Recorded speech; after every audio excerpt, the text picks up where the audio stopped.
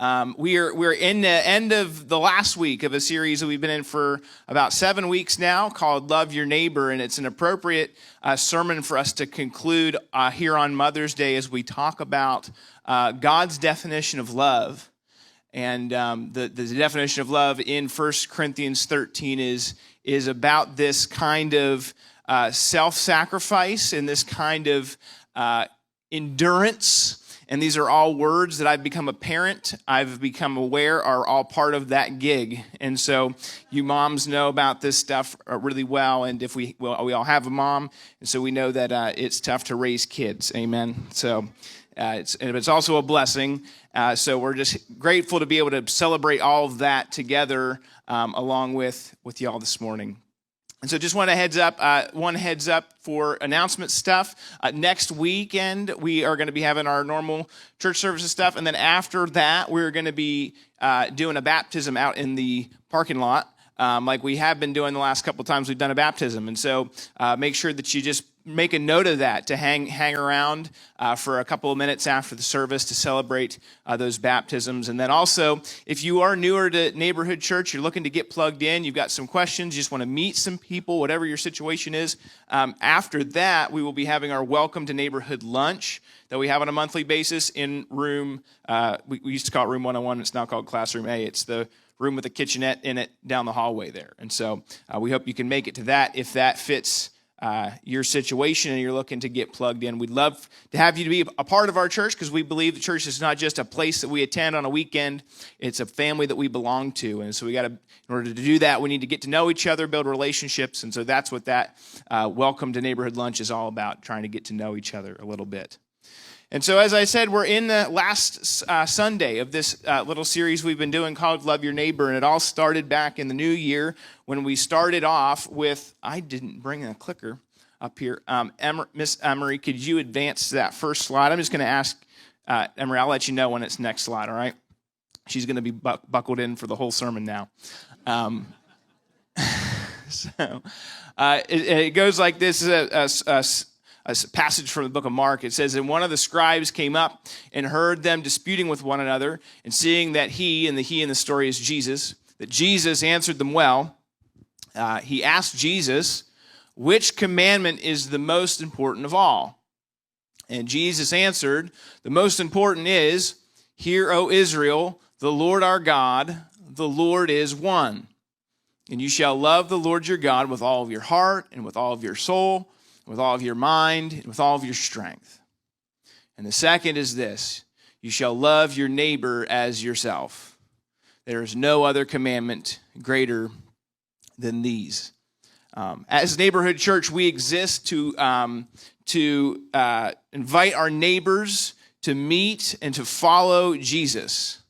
So when we say we're following Jesus, it means that we take everything that Jesus said and we apply it in our lives, right? Everything that Jesus did, we want to emulate that. And so when Jesus was asked by a teacher of the law what the most important commandments in Scripture was, he gave this answer. It's recorded a bunch of different places in the Gospels, and he references this first command, the Shema prayer, that says, love the Lord your God with all your heart, with all your soul, with all your mind, with all your strength. But then he pauses, and he says, and the second is like it. He gives a twofer.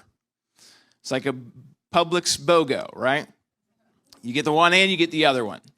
You shall love your neighbor as yourself. He says there's no other commandment greater than these. It's interesting. He doesn't say commandments. He says commandment. He links these two ideas. And you've probably heard a pastor summarize it, right, in this way, saying, love God and love people. And so we find ourselves in 1 Corinthians for the last few weeks because we recognize that when we say love God, love people, when we walk around town with a confusing T-shirt that says love your neighbor, and everybody goes, what's that? And we say, it says love your neighbor.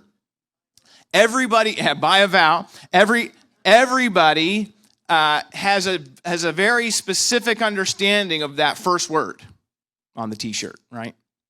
And I would say none of us probably have we probably have shared things in our definitions of love, But we all bring our presuppositions, our experience as a kid, our cultural background, right, to that word love.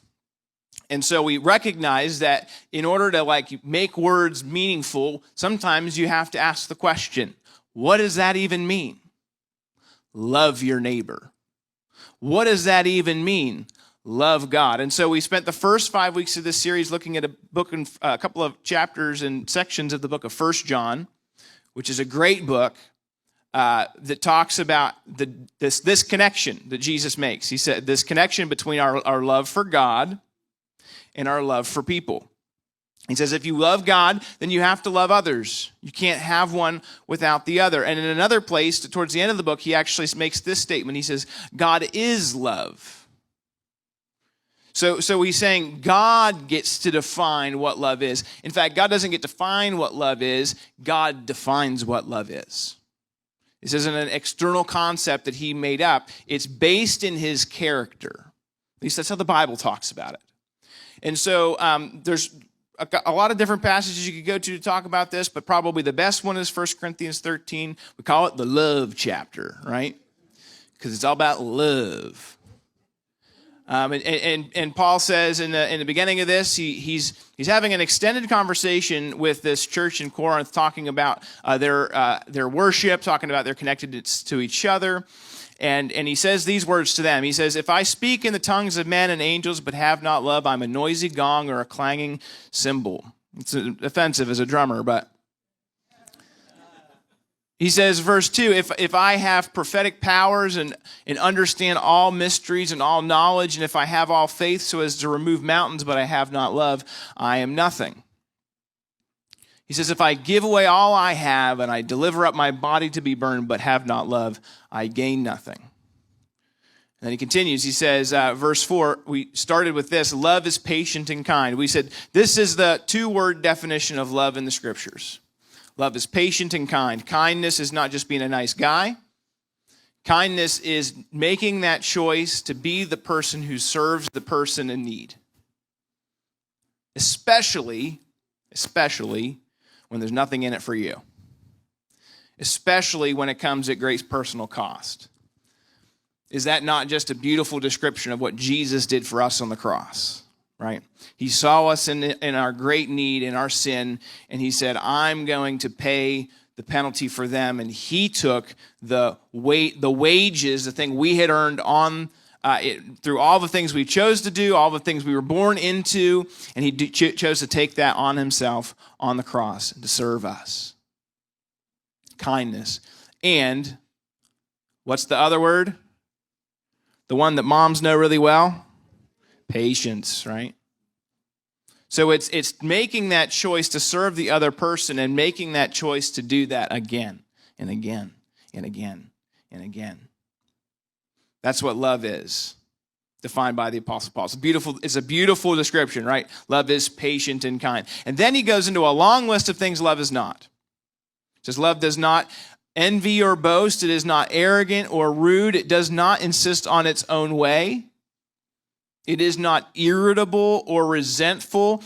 It does not rejoice at wrongdoing, but rejoices with the truth. So Paul says, I don't know what you came in with this morning. God's saying, I don't know what your definition of love is that you've been operating under, but if it is any of these things, you've got the wrong definition.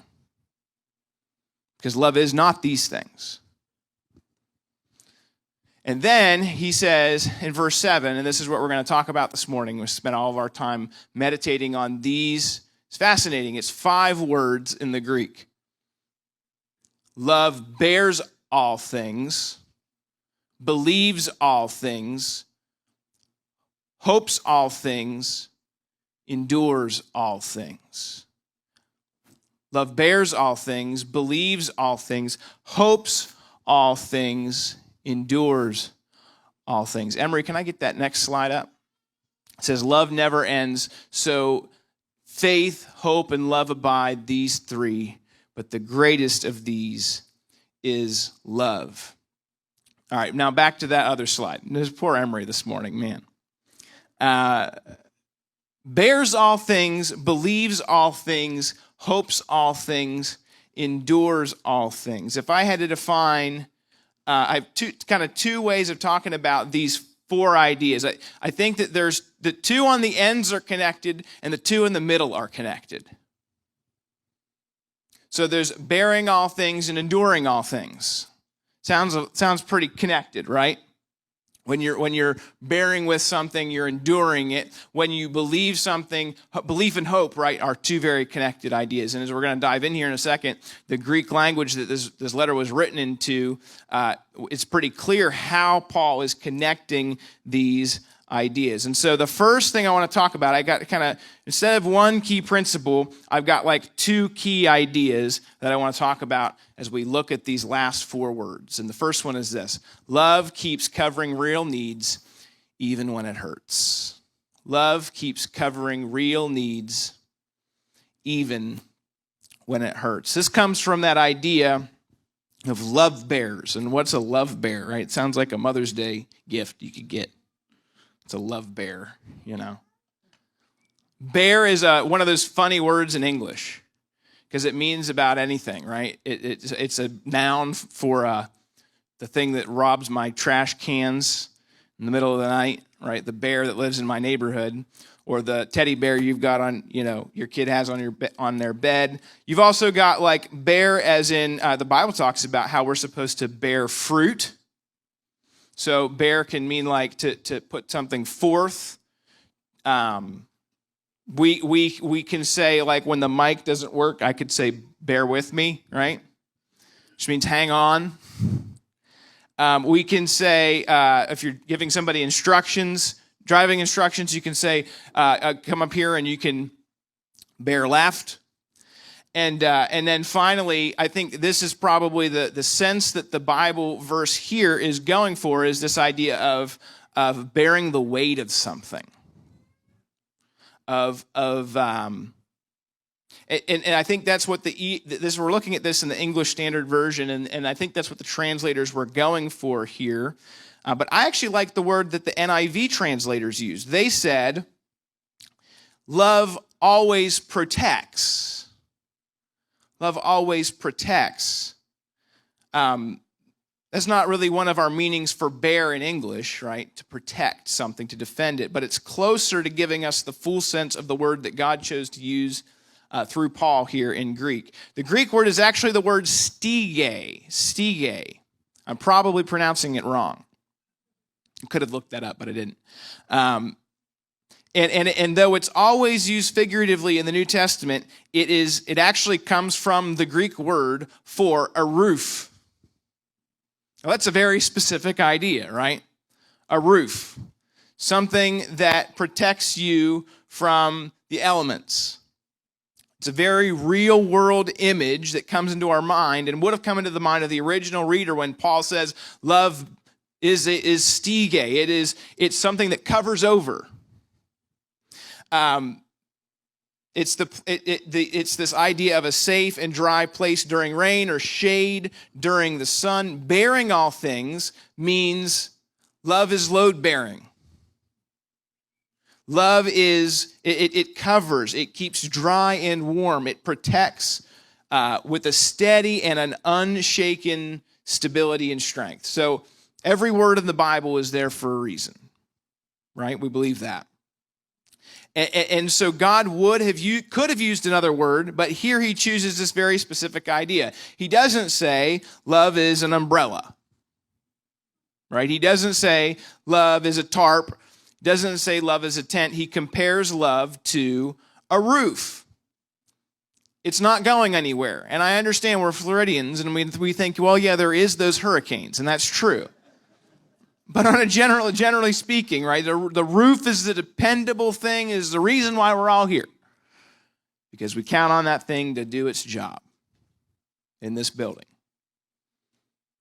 So when we think about this definition of love, and we remember what John said about God is love, what we can understand about God is that he isn't going anywhere.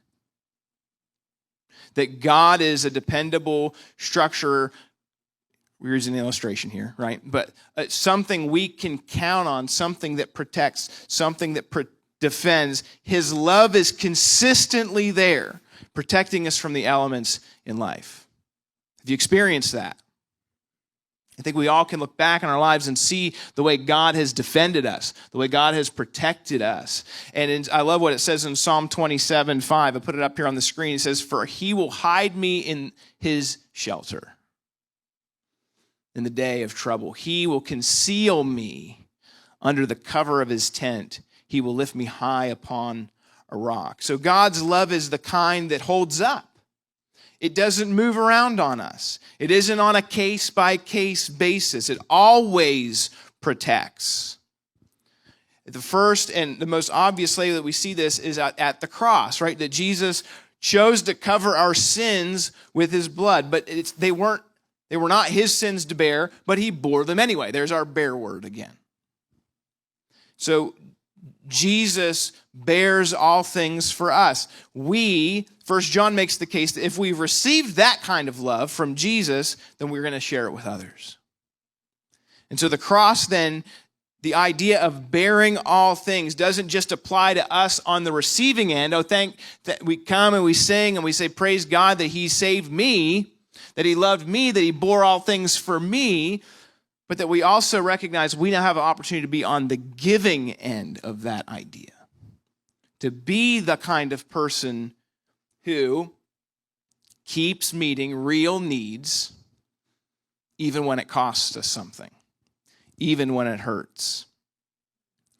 This can be physical needs, right? Jesus washed feet. We talked about that last couple of weeks, right? That Jesus, he washed feet that needed to be cleaned. It wasn't just a symbol for him. They were grubby feet. Got a 1 and a 4-year-old. Cleaning grubby feet is a part of my life, right? And it practically just needs done. Jesus fed thousands who were hungry. He healed sick people and he restored sight to the blind. He met real physical needs. And the early church, by the way, took this way of life in this practical ministry to heart. Right away, we find in the early days of the church, in Acts chapter 2, it says that they had all things in common. All things. And they were selling their possessions and belongings and distributing the proceeds to all as any had need. These all and any words sound a lot like bear all things to me, right? Following Jesus means bearing all things for the people in our life. So when a friend loses a loved one, we show up with a meal. And we show up with a shoulder to cry on. We show up in the real moments of life for other people. It's not always easy. It's not always convenient. And it usually doesn't pay us back.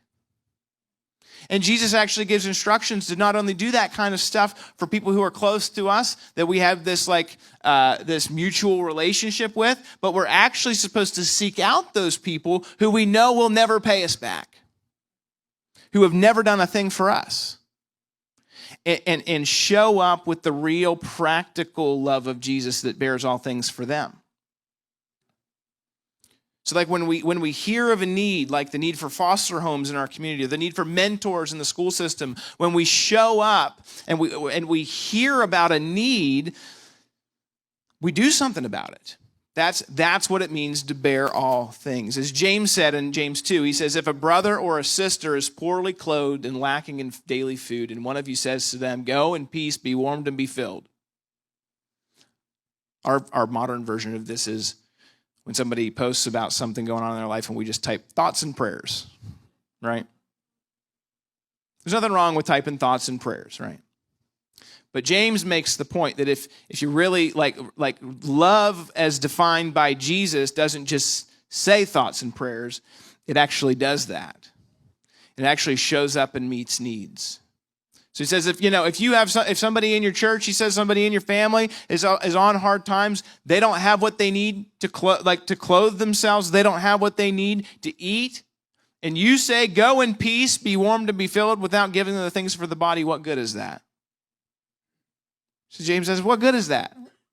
They don't need more people saying, I hope things get better for you. They need somebody to show up with the love of Jesus and practically meet needs. So when we see a need, we meet it, expecting nothing in return. We don't do the math, and that's one of the beautiful things about the word that keeps getting repeated in this passage. He says it bears all things, believes all things, hopes all things, endures all things. That word, all things, I think about it this way. It's a blank check.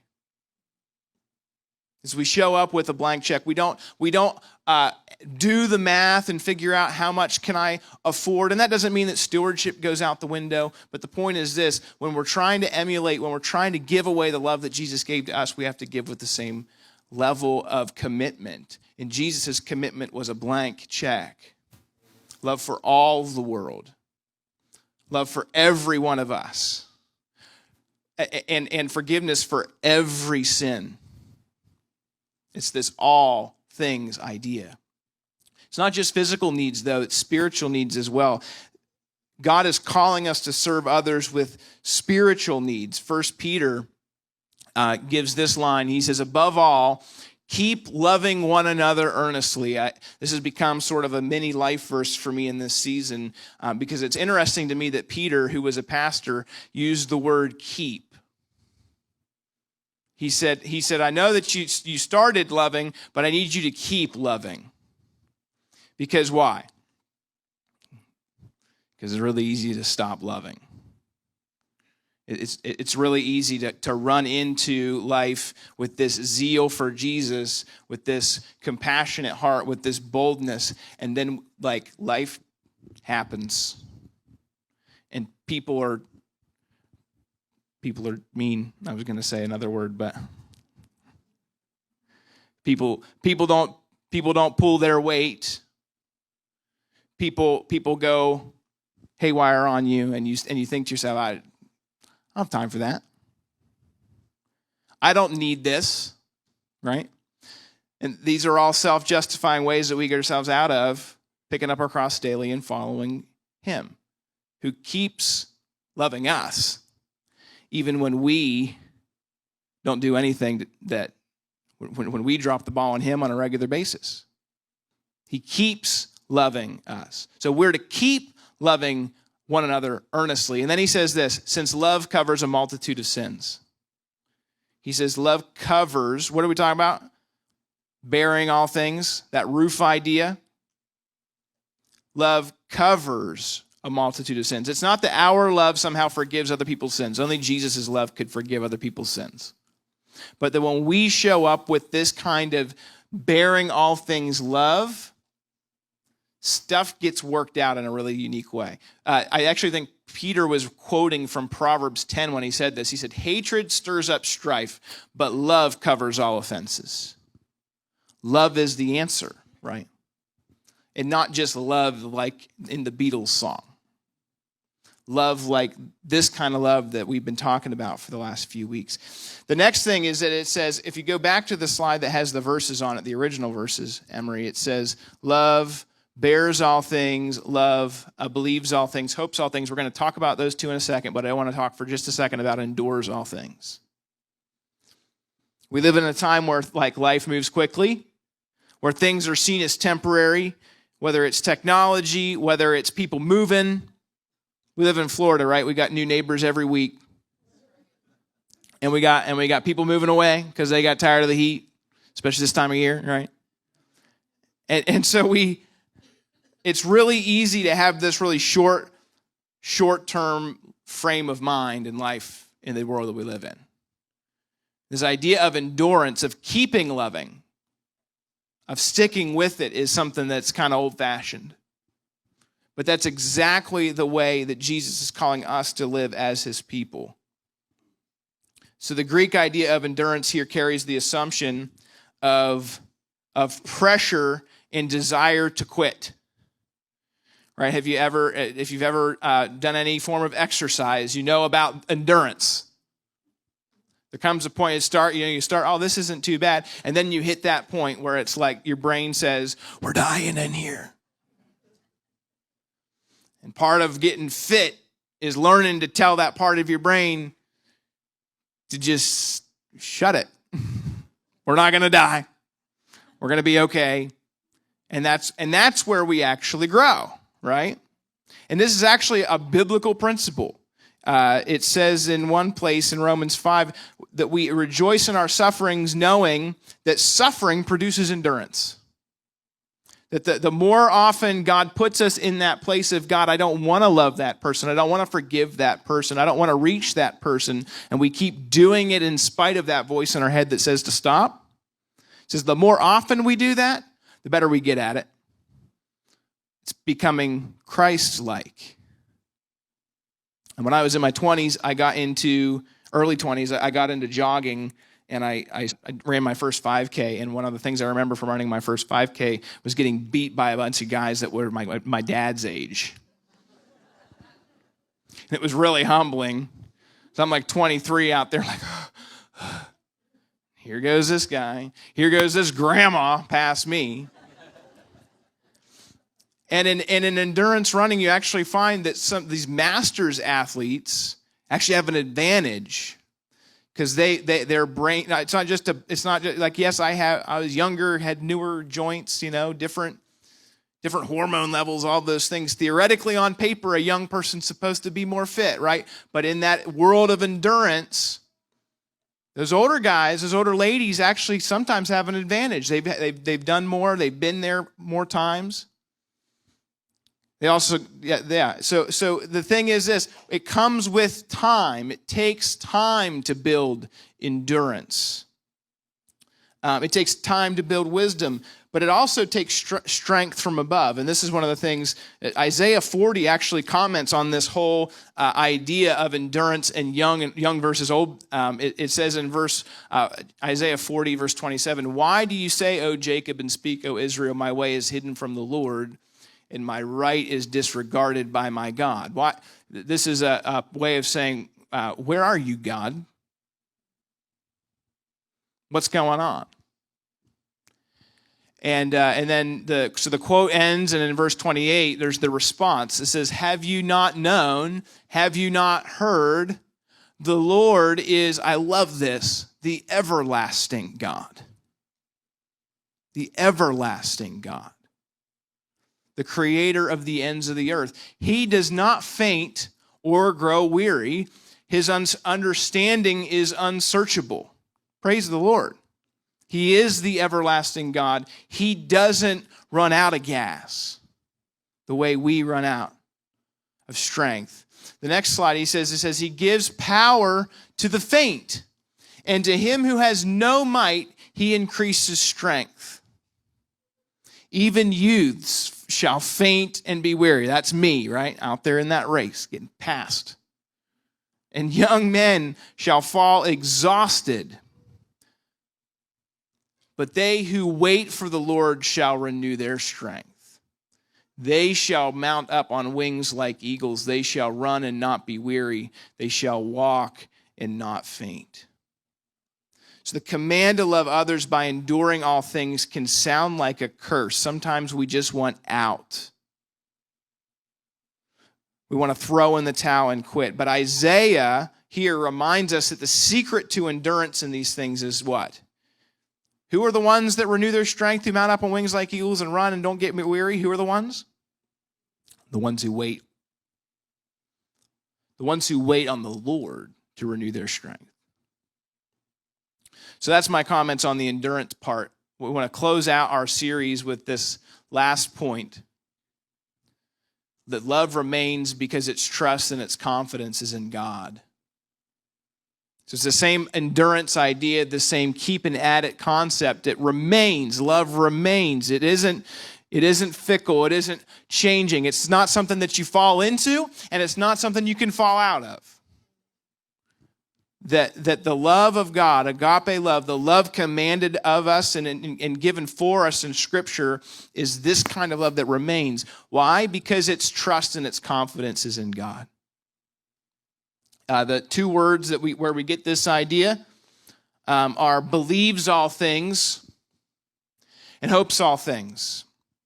When I hear the words believes all things, my mind immediately goes to a person who is incredibly gullible. Right? I'm just going saying just straight off, like if you just say, I believe all things, I'm going to say, that's probably a bad plan. Because there's a lot of things out there you shouldn't believe. So what on earth is Paul saying when he says believes all things? What is going on? The translators are struggling to find a word because our English language and the Greek language don't always match up. We talked about this a bunch during this series. But the Greek word here is one that you may actually be familiar with if you've been around church a while, because pastors will talk about it. It's the word pistis, which usually gets translated as faith, right?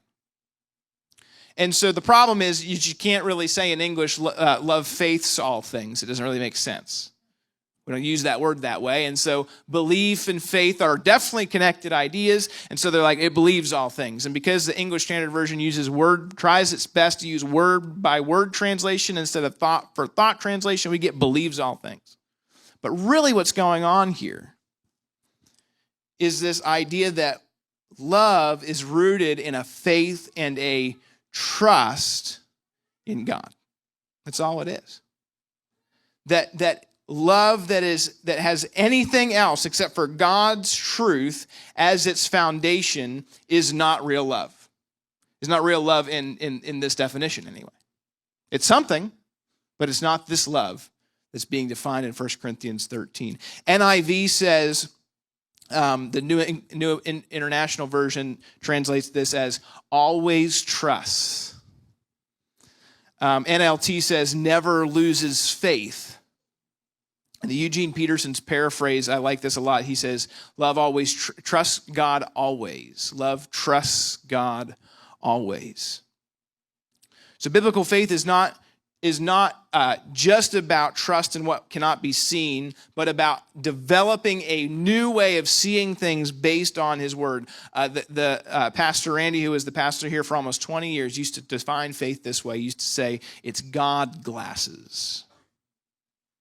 It's choosing to see the world the way God says it is, instead of the way I, in my flesh, in my regular daily life, choose to see it.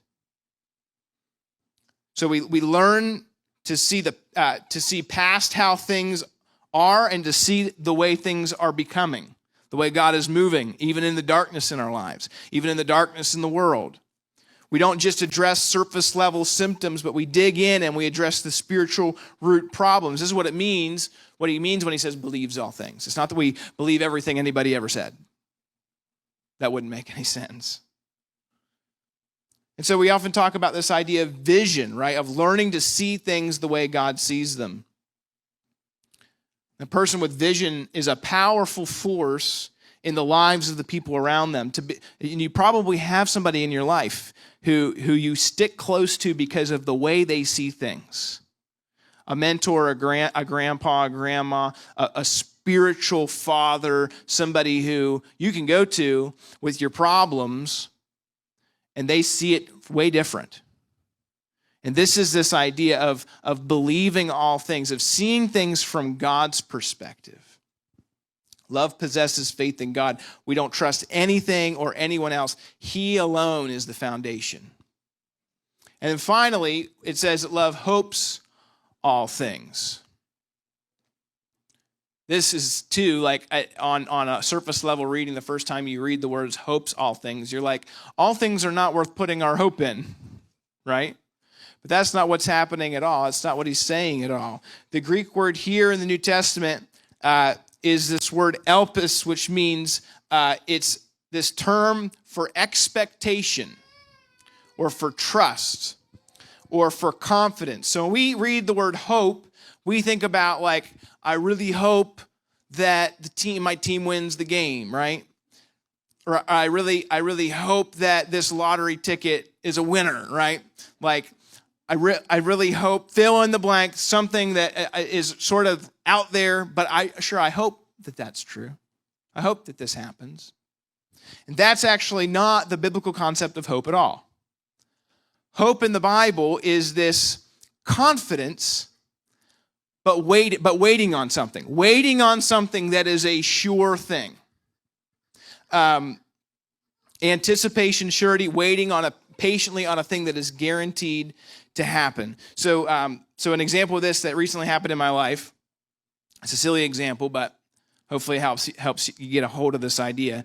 So a couple years ago, Meredith and I, my wife Meredith, we started watching F1 racing. There's a documentary that came out a couple of years ago on Netflix and goes deep into this. And so we started watching this on TV. And some of you are like, I knew I couldn't trust this guy because he's into racing, right? But so we got into this pretty hard for about a year and a half.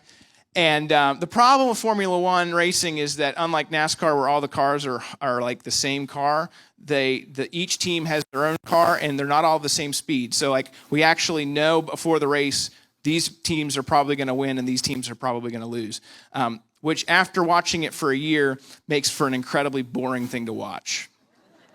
Because it's like, oh, Max Verstappen wins again. These guys lost again. And so anyway, we've kind of fallen away from our Formula One F1 fandom.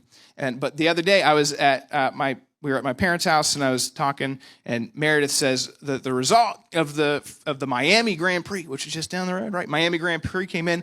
Lando Norris won his first Grand Prix, and which is exciting if you care. And for the rest of you, you're like, we don't care. And I said, of course, something interesting happens when we're not watching. We gave up, and then finally Lando, a guy who we've been rooting for years, finally wins a Grand Prix. And so anyway, just out of spite, I went home and I watched the recording anyway, right? Because I wanted to see Lando win his first Grand Prix. And so I'm sitting there watching. And so here's the thing. As I'm sitting on my couch watching the race, having already been told who won, never at any point was I concerned about Lando's safety, right? When he was running fifth, I wasn't sweating it. Right, when the safety car happened and all these things, happened in the race and whatever, never did I have a single doubt in my head who was going to be on the podium at the end of the race, because I already knew. I got to watch it and enjoy how things unfolded, but I wasn't stressed out like I maybe would have been if I'd have watched it live. And so from God's perspective, he already knows who's on the podium at the end of the race. And we have taken to the bank promises in Scripture about how things are going to unfold for us as believers. So we don't stress out. And some of us are like, actually, I do stress out. And I would be there with you, right? We have a tendency to stress out about all the details of our life. But Christian hope is that level of confidence. It's watching the recorded football game back. It's like if you ever like rewatched a suspense film, I recently rewatched the Bourne series. Never concerned in the second movie, was Jason Bourne going to die? Why? There's another movie. He can't die. And we are, he says, supposed to have that level of confidence. So following Jesus will expose us to great and overwhelming barriers to success, to stress, to trials and tribulations. But they all have their root in spiritual warfare. Ephesians talks about this. It says, for we don't struggle against flesh and blood, but against rulers, against authorities, against cosmic powers over this present darkness, against spiritual forces in the heavenly places. He says, therefore, take up the whole armor of God that you may be able to withstand evil, and having done all, to stand firm. With all of these challenges, with all the unfolding things in our lives, all the tabs open in our life, we can have this confidence that we know how it's going to work out. We don't know how it's going to work out, but we know where this all ends up. It says in Philippians 1:6, I am sure of this, Paul says, I am sure that he who began a good work will bring it to completion at the day of the Lord Jesus Christ. So love hopes all things. Love places its expectation, its confidence in God and in his word and the promises that we can take to the bank. We don't have to I really hope it works out. No, it's going to work out. So loving followers of Jesus hope in all things. And they give that hope away to others, because I don't know about you, but as I look in our community, as I look on Facebook, as I look in our world, there's a lot of hopeless people.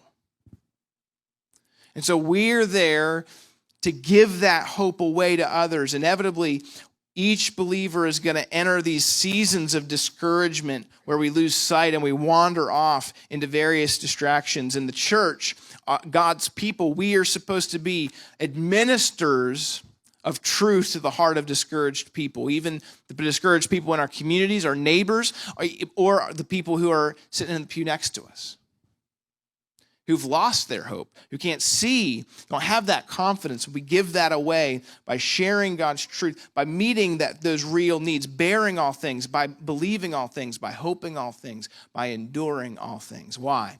Because ultimately, and this is the way it ends in verse 8, love never fails.